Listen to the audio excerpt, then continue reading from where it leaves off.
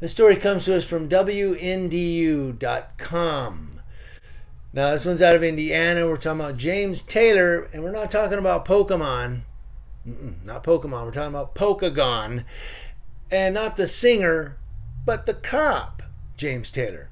On Friday, charges were filed for Pokagon officer James Taylor, who was accused of operating a vehicle while intoxicated. Now, the charge, a Class A misdemeanor of operating a vehicle while intoxicated causing endangerment, was filed 9 days after St. Joseph County police say Taylor crashed his vehicle into a utility pole and was suspected of driving drunk. St. Joseph County prosecutor Ken Cotter filed the charge, and Taylor will be detained until his bail hearing in open court. So I don't know when that is. But if you click the link that I'm going to put in the description box below, it gives you the charging document, which I'm not going to read word for word, but you go read the charging document, and Kenneth Cotter does duly swear upon oath that he's the prosecuting attorney with the 60th Judicial Circuit, St. Joseph County, state of Indiana.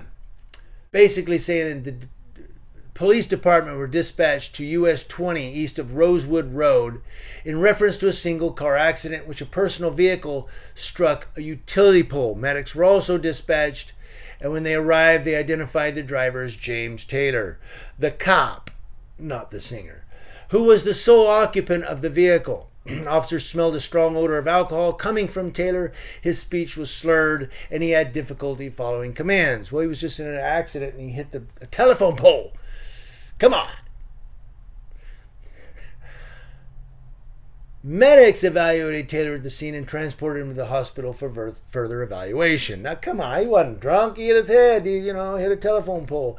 Really? Well, let's look at this. A PBT was administered, resulting in a blood alcohol content of 0.187. Yeah, I guess he was drunk.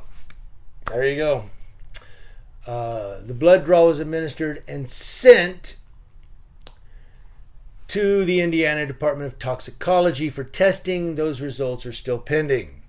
So after he did the PBT, which I guess is the breath, they did a blood draw and sent it to toxicology because they really want to know. Officers attempted to speak with Taylor while at the hospital, but he was going in and out of consciousness. Yeah, he was. Hey, what's up? I'm going to go to sleep.